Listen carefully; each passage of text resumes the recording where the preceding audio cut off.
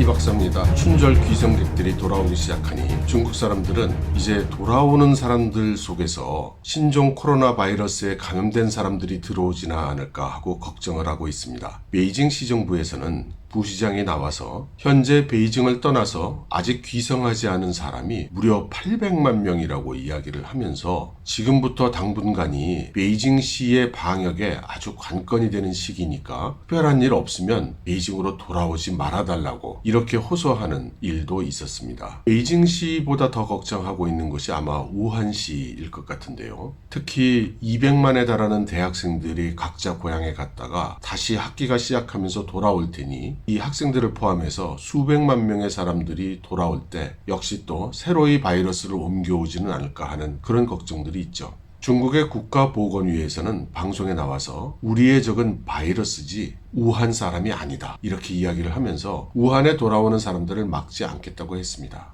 외부에서 들어오는 사람들의 바이러스를 걱정하는 것은 우한 시민들로서는 당연한 일이겠지만 제가 생각할 때는 우한으로 돌아가야 하는 사정이 있는 사람들부터 지금 바이러스가 기승을 부리는 우한에 가야만 하는가 이런 걱정 쪽이 더 크지 않을까 이런 생각을 해봅니다. 여러 번 전해드린 바와 같이 중국 정부는 지금 총력을 다해서 격리에 노력을 하고 있습니다. 도시를 격리하고 거리를 격리하고 단지를 격리하고 개인을 격리하고 있죠. 여기에 인력이 모자라서 퇴역 군인들도 동원을 하고 있습니다. 중국 정부가 발표하고 있는 바이러스에 대한 통계를 보면 2월 6일 밤 현재 확진이 3,143건, 완치된 사람 수가 387건, 새로 사망한 사람이 73건, 그리고 새로 나타난 의심 환자가 4,833건입니다. 그래서 누적 확진자 수가 31,161건으로 3만을 돌파를 했습니다. 하지만 중요한 시그널은 새로운 의심 환자 수가 약간 줄어들고 있고 적어도 늘지는 않고 있다는 것입니다. 이 신증 환자 수가 감소하는 것을 완전히 확인할 수 있으면 이번 코로나 바이러스가 진정되기 시작했다고 볼 수 있겠죠. 중국에서 과학기술로 가장 명성이 있는 칭화대학에서는 AI를 사용해서 이번 코로나 바이러스의 확산을 예측해냈습니다. 그 결과가 이 그림과 같은데요. 여기에 의하면 이달 20일경이 변곡점이 될 것으로 나타났습니다.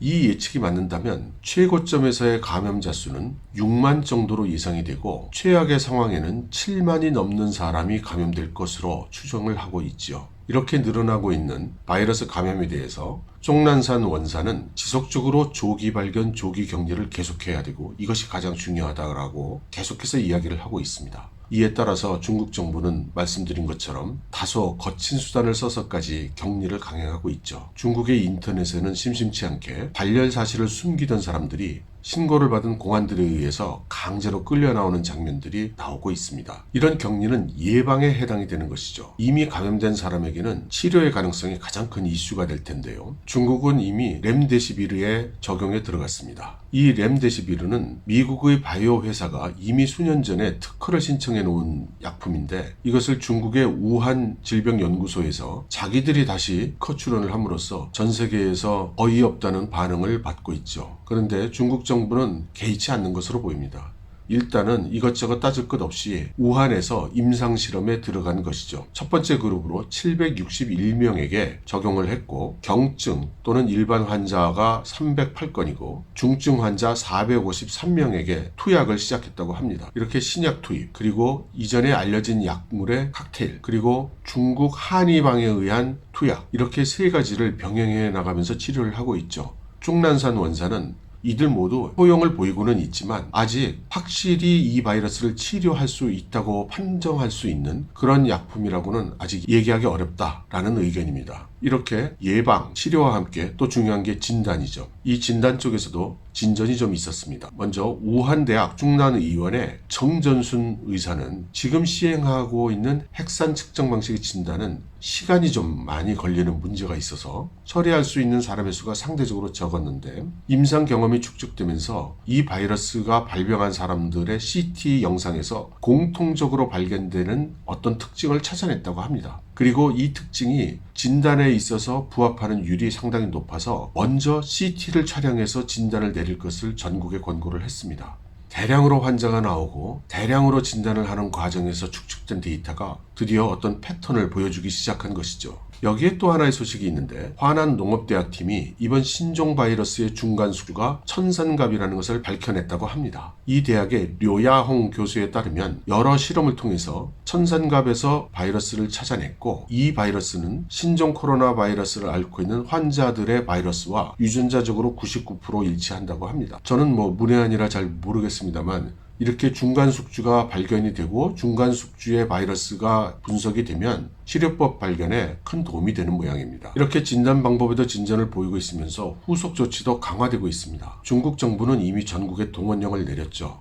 그 좋은 사례가 우한의 대형 전시관을 비워서 중국말로 방창이웬이라는 것을 만든 것입니다. 이 방창이웬이라는 것은 임시로 컨테이너 같은 걸 써서 대형 임시 병원을 만드는 것을 말합니다. 전국에 이렇게 대규모로 방창이웬을 준비를 하고 있고 경증 환자들을 수용을 하고 있습니다. 그리고 이렇게 만들어진 방창이원에서 일할 의료진들을 전국에서 차출해서 투입하고 있습니다. 우한시의 경우는 이 대형 전시관 외에도 10개 시설을 더 증용을 해서 11개 방창이원을 운영하기 시작했습니다. 갑자기 만들어진 병원이다 보니 초기에 운영 준비가 잘 안 돼서 1000명을 수용하는 방창이원에 화장실은 하나라는 등 여러 가지 미숙한 점이 나타나고 있습니다만은 인민해방군이 이관을 받아서 운영을 하고 있으니까 조금 지나면 큰 문제들은 해결될 수 있을 것으로 기대가 됩니다. 반면 우한시 정부는 이미 시민들에 의해서 무능하다고 낙인이 찍혀서 시쳇말로 말빨이 좀 안 먹혀 들어가고 있는 이제 그런 상태죠. 이렇게 방창위원을 우한뿐만 아니라 여러 도시에서 만들고 있는데요. 아직 확인은 안 됐습니다만 제가 살고 있는 곳 근처에서도 대형 전람회장을 방창위원으로 만들고 있다는 그런 이야기도 있습니다.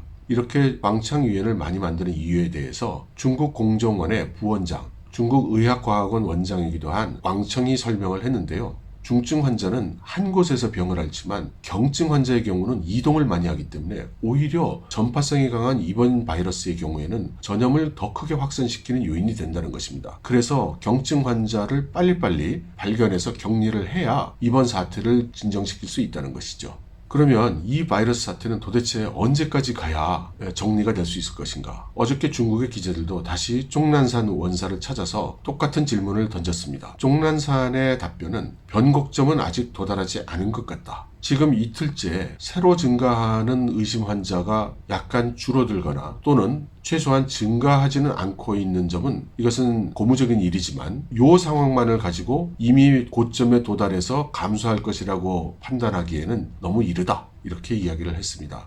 전 세계 수많은 사람들이 그의 입을 쳐다보고 있으니 신중할 수밖에 없지요. 그렇지만 이제 시간이 조금 더 지나면 아마도 1차적인 판단은 가능할 것이라고 봅니다. 이런 와중에 가장 먼저 신종 바이러스 발병을 사람들에게 알린 우한의 8명의 의사 중에 한 사람인 리원양이 사망을 했습니다. 이 사람은 자신이 이 코로나 바이러스에 감염이 돼서 투병 끝에 사망을 했는데요. 전 중국 사람들이 애도하고 또 동시에 격분하고 있습니다. 중국 사회체계 특성상 인터넷에서 정부를 비판하거나 또는 직접적인 방법은 아니더라도 암시하는 글들을 올리는 것은 거의 찾아볼 수가 없는데요. 이번 경우에는 전국에서 많은 사람들이 의분에 찬 댓글들을 마구 올리고 있어서 심지어 댓글 올라가는 속도가 너무나 빨라서 도대체 읽을 수가 없는 정도였다고 합니다. 하지만 잠시 시간이 흐른 후에는 역시 이러한 그 댓글들이 신속하게 삭제가 돼서 제가 확인하려고 했을 때는 이미 찾아볼 수가 없었습니다. 이 리원양이라는 사람은 불과 34세의 나이였습니다. 그리고 이 감염 사실이 확인돼서 병원에 입원을 했을 때 기자들이 찾아가서 인터뷰를 했었는데 어서 빨리 현장에 돌아가서 사람들을 치료하고 싶다고 이렇게 이야기한 사람입니다. 그리고 세상을 떠나기 직전에는 누군가는 자기의 부모를 보살펴줬으면 좋겠다는 말을 마지막으로 남겼죠. 이 리원양은 지금 중국의 국민 영웅이 됐습니다. 그리고 이번 사태의 어떤 심볼이 되어버렸죠. 많은 중국 사람들 입장에서는 리원양 같은 사람이 아니었다면 자기 자신 그리고 내 가족들도 목숨을 잃었을지 모른다는 생각이 드는 것이고 이 사태에 책임이 있는 중국 정부 그리고 중국 공산당에 대한 불만이 터져나오고 있습니다. 여차하면 민중봉기와 같은 소요 사태가 일어날지도 모르는 그런 상황이 된 것이죠. 그래서 중국 정부는 긴급하게 국가감찰원의 명의로 리원양의 죽음을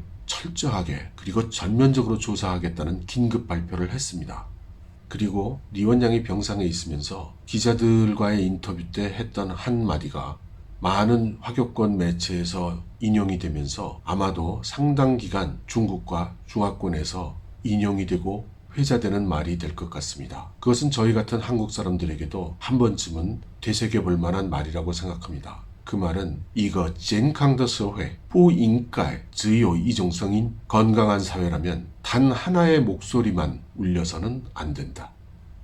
여러분 감사합니다.